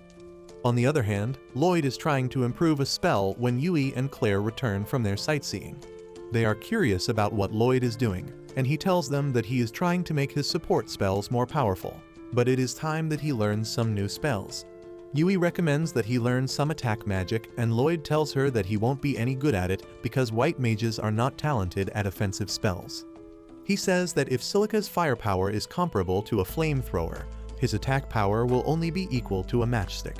He begins glazing Silica after this, who is in the forest at the moment. She relaxes in the embrace of nature, and then begins thinking how their last mission would have been a disaster if Loid was not around. That is why she wants to grow stronger, and she starts working on creating a new and more powerful flame spell. However, she can't master it even after multiple attempts, but she is not ready to give up yet. Back at the inn, Yui says that she has known Silica since childhood, and she has always been hailed as a genius with an enormous amount of mana. However, that is not the only thing that makes her so powerful as a mage. Yui remembers the time she saw Silica practicing her aim relentlessly despite failing badly every time, and she says that the most special thing about her is that she never gives up until she achieves her goal. Silica displays that same commitment and determination in her current practice as well, and she keeps trying her new spell until she manages to cast it successfully. However, as she gets excited because of her success, she slips and the spell goes out of control once again, ending in an explosion. Silica gets drenched after falling into the pond, and she is disappointed at her clumsiness. She decides to head back home for today, when suddenly, she hears something approaching her. She gets ready to fight in case it is a monster, but surprisingly, it is just Daggers. Dagas tells her the story about what happened at the shop and how the old man pulled out a legendary shield made from the most durable materials in the world to thank him. He said that no ordinary person could use it, but still Karen and his minions come to pester him about it each day. The shopkeeper told Dagas that he could possibly use the legendary shield, but before he gave it to him, he had a condition. He wanted Dagas to investigate the mysterious explosions in the forest that were terrorizing the people in the city. He wanted him to find if there was a monster or a demon behind the explosions and stop them to earn the shield. And that brings Dagas here. Silica is not happy being compared to a monster or a demon, but Dagas tells her to look at what she did. Silica turns around and is horrified when she finds that the entire lake has evaporated as a result of her spell. Anyway, Dagas takes her to the shopkeeper to tell her that he resolved the problem, and Silica apologizes profusely before telling him that she repaired the lake with her magic. The old man just laughs at this and says that it is all good since no real damage was done. He then tells Dagas to take the shield as per their agreement. Dagas says that he didn't even resolve the problem, but the old man trusts him enough to leave the shield in his care now. Dagas accepts the shield and later, he shows it to his friends. Silica also tells them that she created a new spell, and everyone is excited on hearing about their progress. Loid wants to catch up to them, and even Cross starts feeling pressured to improve. However, Yui tells them that there is no point in hurrying things and they should do things at their own pace. The next day, Cross decides that he also needs to do something to get stronger because Dagas and Silica have already produced results. He has already done maintenance on his bow and is training hard as well, but he knows that it is not enough to make him improve suddenly. As he wonders what can he do to become better, he bumps into a young archer who is running to the guild in a hurry. Cross helps him get up and then sees his adventurer tag. The boy asks him if he is an adventurer too, and when Cross affirms, he requests him to join his party. In the end, Cross can't say to the puppy eyes of the boy named Lin, and he joins his party for one mission. They go to the guild, where Cross asks Lin why doesn't he already have a party because archers are not suited to go solo. Lin goes silent on hearing this question, but the other adventurers start mocking him, saying that he found a new guy to latch onto. They say that he will always remain an E-ranked adventurer, and will just drag down the people who are teaming up with him. Cross now understands why Lin was so desperate earlier, and the boy immediately apologizes for making him join his party. However, Cross assures him that it is fine because he is also stuck at his rank. Lin gets happy to hear this as he thinks that he finally found someone who understands him. On the other hand, Yui is trying to hit all the famous restaurants in the town, but she is also worried about her increasing body fat. While she is debating if she should eat out or not, she sees a commotion nearby. A noble lady is lashing out at a poor kid who got mud on her dress, and she orders her guards to unalive him. The townspeople don't even want to bother with that because her family is quite powerful, but Yui steps in and tells the woman to stop. The woman gets furious at this and asks her if she even knows who she is talking to. Yui replies that she is talking to a hag who can't act her age, and she is lashing out on a kid because she is a disgraceful Karen. The woman gets furious and commands her guards to attack Yui first. Meanwhile, Yui tells the boy to run away and then summons her sword to block the attack from the guards. Everyone is shocked at seeing a sword come out of nowhere, but the woman tells them to keep attacking her. At the same time, Cross and Lin go to the forest where they spot a group of red slimes. Cross thinks that even an E-rank adventurer can take down the red slimes, and he decides to assist him. He immediately summons his bow and arrows out of his storage spell, and Lin freaks out on seeing this. He asks Cross how he did that, and he pretends that it is the only spell he is good at. Anyway, Cross destroys some slime cores with his precise strikes, and Lin is impressed. Cross tells him to attack the slimes too, and he immediately takes aim. However, Lin's aim is so bad that even the Stormtrooper Academy will not take him in, and Cross realizes that it is going to be a long day for him. Meanwhile, Yui is toying with the woman's guards and treating them like warm-up. While the woman is going mad with each passing moment, the townspeople recognize Yui as an S-rank adventurer and realize that the guards can't beat her. However, the noble woman has her mage hiding among the crowd, and she signals her to trap Yui using magic. The mage casts a spell that ties Yui in chains, draining her mana and stamina. She can't break free from the spell, and the woman orders her guards to kill her. However, just then, a mysterious woman arrives there, telling them to fight fairly. The noble bitch tells her to get out of her way, and instead, the hooded woman becomes the Flash and knocks out the guards as well as the mage before anyone can see. The noble woman is aghast on seeing this, and then the hooded woman swiftly approaches her, knocking her out just by scaring her shitless. After that, Yui thanks the mysterious woman who saved her life and asks how she can become as strong as her. The woman tells her that she is pretty strong for her age, but Yui wants to become stronger since she wants to catch up to Loid. The woman is surprised to hear Loid's name and removes her hood, revealing that she is one of Merlin's party members. She wants to help Loid out for Merlin's sake, so she agrees to train Yui for a bit. They go to the forest where the woman tells Yui to call her Lilith. Yui realizes that it might not be her real name, and she feels that Lilith is shady, but she is a good person. Lilith then summons a massive sword out of her storage spell, and she is shocked when Yui recognizes the spell. On the other hand, Loid is racking his brain as he tries to come up with a new spell, and his friends get worried about him. They tell him to take a break, and then Claire offers him to come on a walk with her. They go to a nearby restaurant to eat some sweets, and then Loid suddenly asks Claire if the spell she uses to communicate with monsters is an ancient spell. Meanwhile, Cross teaches Lin how to use a bow properly, and the boy picks it up pretty quickly. At the same time, Lilith also starts Yui's training, and tells her to cut a tree that is a few feet away from her. Yui thinks that it is impossible, but then Lilith sends a flying slash made of mana towards the tree, cleanly cutting it in two. Yui is impressed by this technique, and she decides to give it a try too. Back in the restaurant, Claire affirms that she uses ancient magic, and Loid asks if he can also learn ancient spells because they are incredibly powerful and effective. Claire tells him that he cannot, because people with the potential to use ancient magic are born once in many centuries. If people who don't have an aptitude for ancient magic use it, they face great negative effects. She talks about a great mage who used an ancient spell, even though he didn't have the potential for that, and as a result, he lost his life on the spot. That is why she wants Loid to stop thinking about ancient magic, because just attempting it would put his life in danger.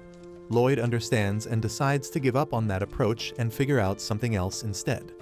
Back in the forest, Cross and Lin have defeated all the slimes, and Cross says that it would have been quicker if they had a special bow that could allow them to use rapid fire skills. He tells Lin to collect the slime bodies, but just then, a giant spider monster arrives there and begins eating the slimes. Cross tries attacking it, but his arrow is not effective against it. He realizes that they need magic or rapid fire skill to defeat the monster, but he doesn't have the tools for that right now.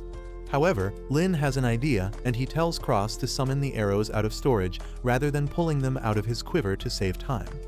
Cross tries his idea, and surprisingly, it greatly reduces his draw speed. He is able to launch a barrage of arrows on the spider's head, killing it. They return to the guild with that, and Cross lets Lin take all the credit for the mission so that other adventurers start considering him a skilled archer. After that, Lin asks Cross if he is actually a high-ranked adventurer, and he starts tweaking as he sees that Cross is an S-ranked adventurer. On the other hand, Yui is trying to learn the flying slash technique, but it is much harder than she thought. However, Lilith is confused because it was quite easy for her. Yui wonders what kind of monster she is, but she keeps trying to learn the skill. Lilith asks her why is she so desperate to grow stronger, and Yui tells her how she became overconfident after reaching S rank, but Loid humbled her, and now she wants to become as strong as him. Lilith is impressed by that, and just then, a monster pounces on her from behind. Yui spots it and warns her, but Lilith doesn't move, and in an attempt to save her, Yui sends a flying slash towards the monster. Her attack cuts through the monster, and Lilith congratulates her on finally learning the flying slash. Yui also realizes that she managed to use the skill when it really mattered, but with that, she suddenly falls asleep.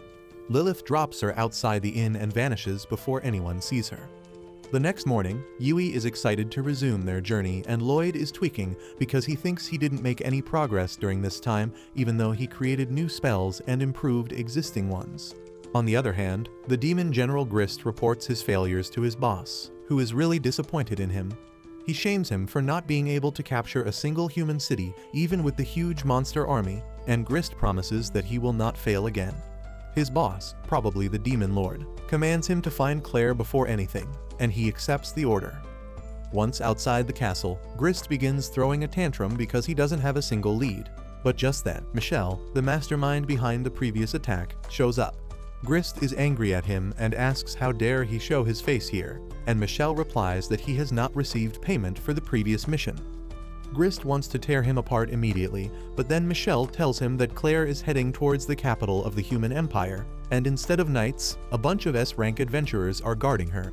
Grist asks why he is telling him this, and Michelle replies that he needs to clear up his reputation after the previous failure, and he wants to help the demons in capturing Claire. Meanwhile, Loid and his party continue their journey when suddenly, they sense some motion in the bushes. They get alert, but luckily, it turns out to be just a bunny. To be sure, Loid uses his search spell and finds that there are no demons nearby. They decide to take a break after that, and Loid starts staring at Yui like a creep. He tells her that it looks like she and everyone else have mastered something new, because they were full of confidence earlier when they got ready to smoke the rabbit. He, on the other hand, feels anxious because he doesn't think his preparations are enough. Yui tells him that he should have more confidence in himself, and Claire supports her. She tells Loid that he is the most powerful member of the group, but he thinks she is talking out of her ass. However, other members of the group also feel the same. They tell Loid that they trained in the village to catch up to him, and he needs to realize his true strength because that is where real confidence comes from. Yui tells him that if he underestimates himself, he won't even know how to improve, and Loid replies that he will work on being more confident from now on. On the other side, Merlin decides to visit an old friend who lives in a castle. The guards stop her from entering, so she uses magic to brainwash them and enters the castle, but she knows that most of it is an illusion. She soon reaches a wall and dispels the illusion cast on it to reveal a door, but just as she is about to knock, the door opens and a furry pulls her in. Merlin asks the furry named Ryon how did she know she was here, and she replies that she could smell her magic power. Anyway, Merlin gets to business and inquires about the Demon Kingdom. Ryon tells her that the son of the previous Demon King's son runs the magic kingdom of demons, but they can assume that this generation of demons is not as strong as the previous one. After that, Merlin starts praising Ryon's research, but she believes that Merlin is much more amazing because she can cast magic without incantation, and she invented many new types of spells by studying ancient magic. However, Merlin is not here to talk about herself. She pulls out an ancient magic book from her storage spell and asks Ryon to analyze it. She wants to know if they can use this half-book to seal the Demon Lord, which makes Ryon worried because that means the Demon Lord can revive. Back in the forest, Loid and others decide to be more careful because it is about to get dark soon. Loid decides to do one wide-range scan of the area, but something interferes with his spell. Suddenly, a thick fog starts filling up the area unnaturally, and when Silica tries to disperse it with magic, she finds that she can't even summon her staff. Loid remarks that it seems the work of demons who are manipulating the mist with magic to prevent them from using their weapons. They immediately start running towards the village to get out of the fog, and Yui says that if the demons are blocking magic with the fog, they won't be able to find them either. Loid replies that they might have some hidden means to find them, and even if the demons fail, there is the danger of monsters attacking them. At the same time, Ryon finishes analyzing the book, and she tells Merlin that it still has traces of magic left behind by their friend Sybil. Merlin gets bittersweet feelings on hearing that, and she says that it is the final message of Sybil. She then asks Ryon if she remembers the orphan named Loid whom she adopted, and reveals that he once touched the book and turned out that he is compatible with ancient magic. That makes him a chosen one, just like her and Sybil. Ryon says that it is still not easy for people to use ancient spells until they hit the peak of their profession, and Merlin says that she trained Loid hard so that he would become powerful. However, she failed to understand his emotions, and he ran away from the house to become an adventurer. She states that right now, Loid is escorting the Beastman Princess to the capital, and she came here to see him again because she misses him terribly. On the other hand, Loid and his friends reach the village, but it is also covered in fog. Loid amplifies Silica's magic power so that she can summon her staff, and once she gets it, she uses a wind spell to blow away the fog, revealing a gang of demons standing in front of them. Claire immediately recognizes Grist as her kidnapper from the last time, and he tells Loid and others to hand over the girl to him because he has use for her. He sends his wizard underlings to attack first, but now that Loid and others can use magic, they summon their weapons and get ready to fight. Yui sends flying slashes towards the enemies to take them down, and Silica attacks them with fireballs. Cross climbs on a watchtower and rapid fires arrows to take down the wizards before they can put up their guard. Meanwhile, Grist walks towards Claire unbothered by anything, and when Cross tries to shoot him, his arrows just bounce off. Even Yui's flying slash is useless against him, and Grist simply charges towards Claire. Dagas blocks his punch with his legendary shield, and Yui uses this chance to attack his exposed back. However, her sword stops at a distance away from Grist's back, almost as if he has copied Gojo's Infinity. Loid realizes that he is releasing magic power to make it work as an invisible armor, and Grist decides to deal with him first because he seems the smartest guy here. He jumps up to attack him, but Silica attacks him with her new spell. Even that doesn't do much damage, and Grist moves behind Loid and others while the smoke clears. His underlings close in on them as well, but as everyone panics, a huge wave of ice sweeps through the street, freezing all the wizards but sparing Loid and others. It was cast by a beastman who is here to save Claire, and he is not the only one assisting Loid's party. The green-haired spy named Will is also there, and he confronts Michelle, who is behind spreading the fog.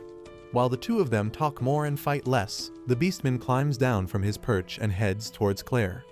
He declares that all adventurers are useless, but he will give them a pass this time since they kept Claire safe. She immediately runs towards the guy and introduces him as her childhood best friend and the ice crystal hero, Syrian. Yui has heard about Syrian and his foul manners, and his behavior only proves that the rumors about him being a mannerless brute are true. However, he folds whenever Claire scolds him, and the girls get a bit curious about their friendship. Just then, Grist breaks free from his ice prison, and everyone gets ready to fight him, but Syrian tells them to stay back because he will deal with this bastard himself. He kicks the ground and sends an ice wave to freeze him, but Grist breaks free of that easily. He kicks some ice crystals towards Syrian, who catches them easily and launches an intense attack on him. While Grist initially evades all the attacks, he starts having trouble as the battle goes on. Syrian goes batshit crazy with his attacks, but Loid thinks that he is not fast or skilled enough to stop Grist from counterattacking. Suddenly, he notices that Grist is taking cold damage because he is not using his magic armor. This makes him realize that something is fishy, and he warns Syrian to be careful. However, this arrogant douchebag refuses to listen to an adventurer, and that turns out to be his worst mistake. During the battle, Grist was compressing magic in his fist, and once he has charged up enough magic power, he leaps towards Syrian to finish him. Loid immediately warns everyone to take cover, and as Syrio and Grist clash, a huge explosion rocks the place. When the explosion fizzles out, Loid uses his search skill to confirm that all the members of his party are safe, but he can't notice where Claire and Syrian are. He gets an answer to one half of his question as he sees the unconscious Claire with Grist, who declares that he is going to take her away with him. Just then, a huge floating ship arrives there and Grist grabs onto it and flies away, with Loid and his friends just watching helplessly. As Loid watches Claire getting taken away, Syrian comes out from the rubble. Despite being injured, he creates an ice pillar to take him to Claire. However, the moment he is about to grab Grist, his powers run out and the ice pillar shatters. Syrian begins falling to the ground, and Loid immediately tells Silica to use wind magic to make him land safely. As soon as Syrian lands on his feet, he gets ready to attack again, but Loid stops him, telling him that they can't do anything against an enemy in the sky. Syrian tells him to piss off, but then he notices that his injuries have been healed. Loid says that he did it, confusing Syrian because he didn't even notice him cast a spell. Yui and others also gather around and ask Loid what they should do next, and he tells them that he has a plan. Syrian, however, refuses to listen to him, but everyone tells him that he can't do anything in this situation, and he should trust Loid because he is much smarter than anyone else here. Syrian is irritated, but in the end, he agrees to cooperate with them so that they can rescue Claire. Meanwhile, Grist is really happy with how their mission turned out, and he credits the flying ship for that. He tells Michelle that he should have brought out the ship during their previous attack at Ishtar City. Michelle replies that he didn't even have the prototype ready back then, but now he has acquired a power source that can move such a giant machine. He then shows the power source to Grist and tells him that it is a fragment of the previous Demon Lord's body. Grist is shocked to hear this, and Michelle explains that the previous Demon Lord blew himself up, but he managed to find a fragment of his body that still contained his mana. He developed a device to extract that mana and use it to power this ship. Grist is not happy that he is using their respected Demon Lord as a battery, but Michelle laughs, saying that he is a scientist at heart and likes to discover new things. Just then, his ship's alarm rings and Michelle immediately goes to the control panel to see what is happening. He finds that Syrian is creating ice blocks and using them as stepping stones to jump towards them, and Loid's party is following in his footsteps. Syrian is really impressed that Loid has created anti-gravity magic, but Loid tells him that it is only a short-range spell and they need the footholds to reach closer to the ship. They soon reach the ship and summon their weapons from storage, but Grist also comes out to face them. He is confident that he can beat everyone just like he did the last time, but this time, Loid casts powerful buffs on everyone. Syrian attacks Grist first, but once again, his magic armor blocks everything. However, Loid sneakily casts another spell on Grist and then signals his friends to attack. Silica sends acidic fog towards him, but Grist just dispels it using magic, and then Yui and others also launch a barrage of attacks on him. However, Grist's magic armor repels them all and kicks their asses once again. He asks Syrian if he thought that he could defeat him this time, and he replies that he knew he couldn't beat him by himself.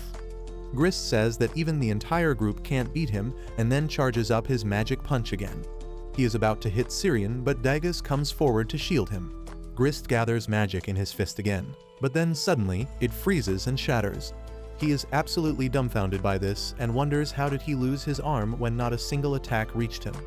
Syrian tells him that it is because of frostbite from the chilly winds surrounding them, and Grist still can't get what that means. Loid steps forward and explains that when Syrian first attacked him, he cast a spell on Grist so that he became unable to feel pain. After that, they just had to tire him out and wait for the frostbite to take over his body. Loid tells Grist that his magic armor is really strong, but it can only protect him from the attacks he can see or sense otherwise. With his pain receptors blocked, he had no way of knowing how badly the cold air was hurting his body. Grist asks how the hell did he even figure it out, and Loid replies that during his fight with Syrian earlier, he saw his hair freezing even though he avoided all attacks.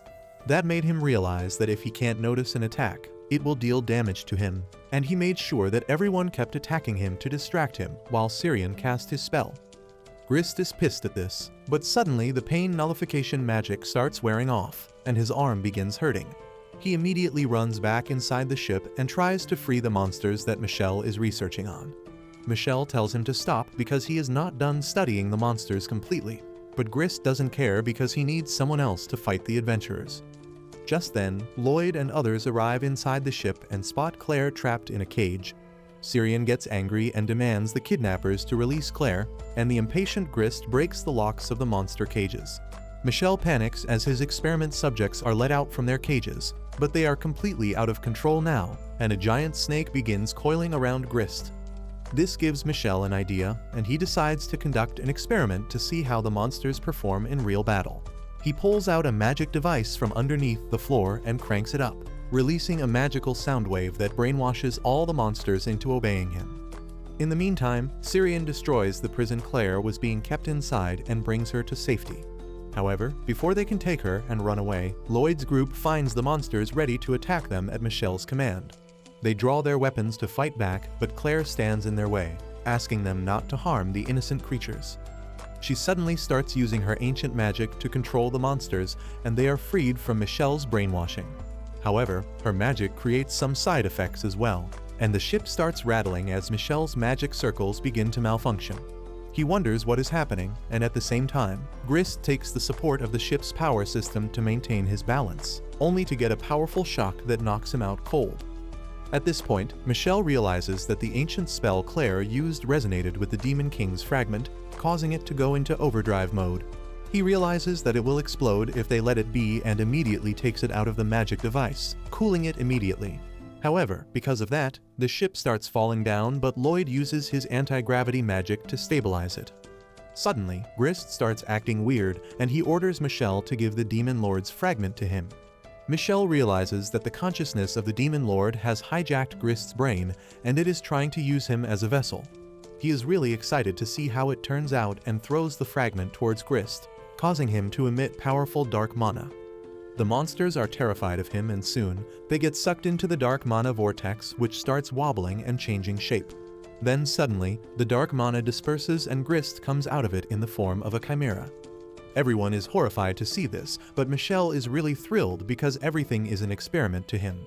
However, Grist has completely lost his mind, and he attacks him first, ending his life on the spot, but like a true man of science, Grist is happy about his discoveries till the last breath. After that, the Chimera turns its attention towards Loid and his group, and they are not sure if they can beat it. Meanwhile, Merlin is heading out of Ryon's castle when she suddenly finds Will in front of her with an urgent report. Back in the ship, as the monster attacks them, Loid buffs up Daggers to block its attack, and Daggers realizes that he can't block more than a couple more hits. Everyone else decides to evacuate the ship because they are still falling rapidly, but then the Chimera jumps over them and blocks the exit. Syrian summons his ice sword to fight it, but Claire stops him, telling him that there are innocent creatures inside the Chimera and they shouldn't hurt them. While Syrian is a simp and accepts Claire's request, Yui and Cross start blasting the Chimera with their long-distance attacks. However, the Chimera breathes fire and wind out of its mouths, creating a fire tornado that deflects their attacks, and Loid starts panicking as he wonders how to get out of this situation alive. At the same time, Merlin and Will teleport to the area where Loid is, and Merlin feels dizzy because Will has designed the teleportation potion just for himself. As soon as she calms down, she uses the search spell to detect the location of the ship and shares it with Will. He drinks another bottle of the teleportation juice to reach their location. Meanwhile, Loid and his friends are still locked in their position because of the Chimera. Silica tries blowing it out of the ship with her wind magic, but it blocks and deflects her attack with its wings. As everyone wonders what should they do in this situation, Loid gets an idea. He tells everyone to stick to the ship's walls and then asks them to put their weapons back in storage because he is going to release his gravity magic that is stabilizing the ship. Everyone listens to him and puts their weapons in storage, and then Loid stops his gravity magic, causing the ship to tilt to one side. The Chimera falls to the bottom, unable to reach them, and everyone quickly runs outside using this chance. Loid is the last one to leave, and the Chimera breathes fire at him, but he blocks it using a barrier before joining his friends outside. He then asks Syrian to create an ice block for them to stand on, but just then, the Chimera comes out of the ship and destroys the ice block with its fire breath. Loid grabs Silica and Yui as he commands everyone to jump, and they decide to follow his reckless orders because they don't have any other choice. Everyone jumps out of the ship and Loid tells Syrian to create an ice block now. He obliges, and once everyone lands on the ice block, Silica pulls out her staff, recalling how she saved Syrian from falling to death earlier. She asks Loid to amplify her magic, and he tells her to wait for the right moment because if she is too early, they will all die. Silica waits for the right chance, and just as they reach close enough to the surface, Loid tells her to use the wind spell. Silica manages to slow down the fall of the ice block with her spell, buying everyone enough time to jump down to safety. Everyone thanks Silica for saving them, and she replies that it was only because of Loid. As Loid acts modest as always, Syrian begins to talk about how he always fought alone because he thought that other people would only drag him down. However, Loid changed his mind about that, and now he wonders just what kind of guy he is. Just then, the ship comes crashing down right on top of them, and they manage to get away from the crash course with just seconds to spare. The ship explodes as it hits the ground, and Claire begins to cry for the innocent monsters that were trapped inside it. However, the Chimera is still alive, and as it comes out of the rubble, it suddenly grows in size and strength. Everyone is terrified of it, and Loid tells them to move to the forest because they will be safer there.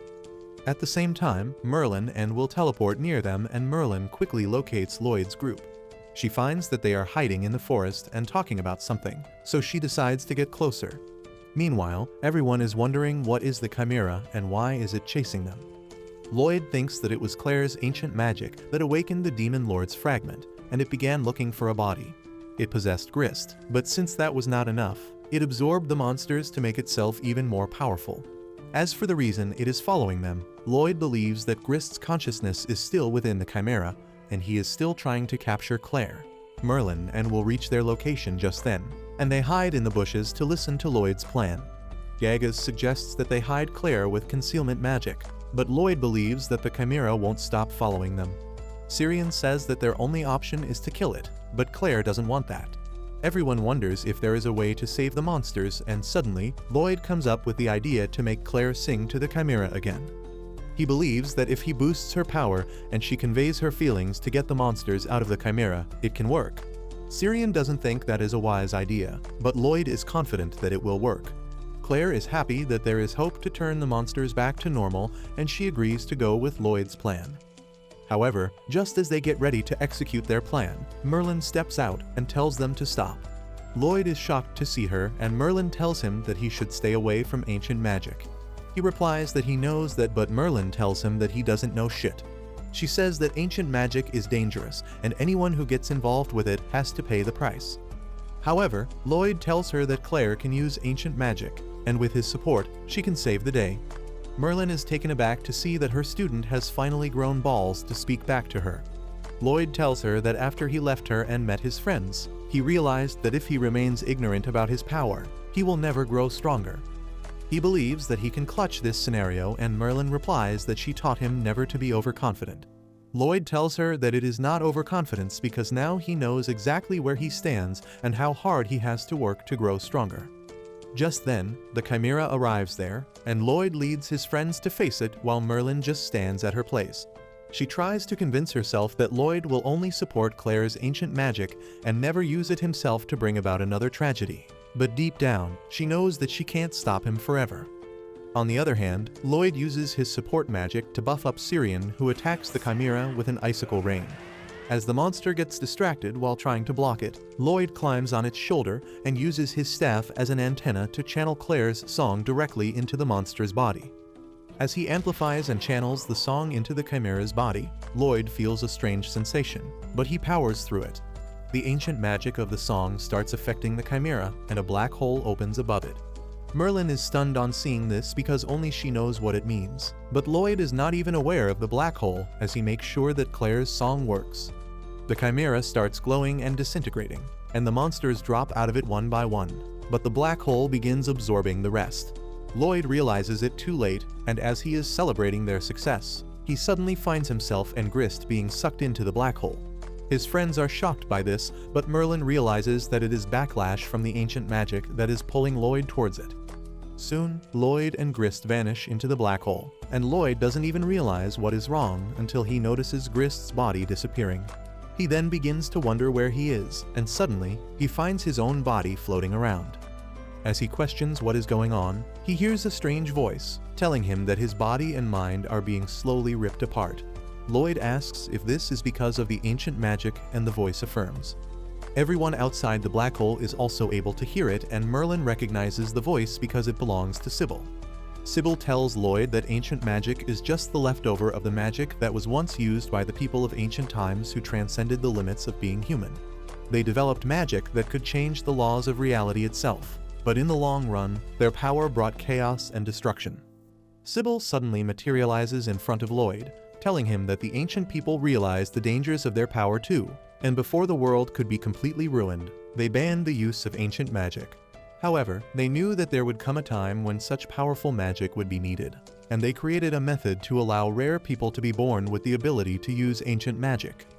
And to prevent anyone else from using ancient magic, the ancient people cast a spell on the entire world that destroyed anyone other than the inheritors of ancient magic if they tried to cast it.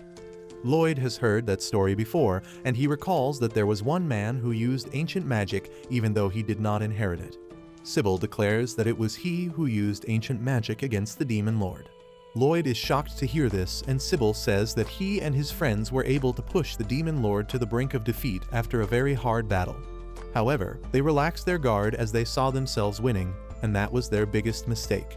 Realizing that he was going to lose anyway, the Demon Lord decided to blow himself up, destroying the nearby city as well as Sybil's party members. On seeing this, Sybil used the forbidden ancient magic to bring back everyone at the cost of his own life. This time, Loid used the ancient magic accidentally, and now he is being taken away. The ground under them suddenly starts to darken, and Loid sees his body sinking. He panics, and Sybil tells him that there is still a chance for him to return. Loid asks how can he do that, and Sybil tells him to listen to his heart. As soon as Loid touches his chest, he remembers his friends, and at the same time, they call out his name, showing him the way out of the black hole. Loid follows their voice to go outside, and Sybil vanishes with a smile on his face after having completed his final task. Loid falls out of the black hole just as the sun rises, and his friends hug him tightly. Merlin watches them from a distance and thanks Sybil for saving Loid with tears running down her face. Soon after that, Loid and his friends safely escort Claire to the capital. Everyone still finds it hard to process that Loid's teacher is none other than the great sage Merlin, but he remarks that she doesn't seem like a saint at all. Just then, Claire also comes there to talk to them and Syrian follows her. He asks her to come to the side and then apologizes because he lost the bag she made for him in the battle earlier. Claire tells him that it is not a problem because she can always make another one for him, and Syrian turns red from embarrassment. After that, they have a meeting with the king, who praises them for their bravery and also rewards them handsomely for protecting Claire. As they are heading back from the meeting, the furry researcher Ryan suddenly appears behind them and begins sniffing Loid. He thinks that she is a pervert, but Ryan gets offended by this.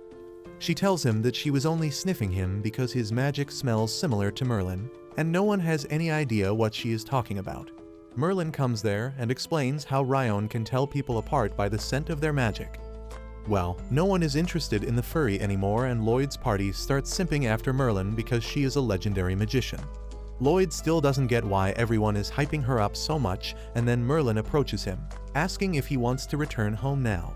Loid replies that he wants to continue adventuring and learning about all sorts of spells so that he can create even more spells and become more useful to his friends. Merlin is happy to hear that, and she heads back home with Will, realizing that the danger of Demon Lord's revival is still present, and they will need Loid's power in the future. On the other hand, Loid and his friends reach the mansion that the king rewarded them with, and they are excited to continue their adventures together. But that's where this video ends. Remember to like and subscribe to the channel. Thanks for watching, and I'll see you next time.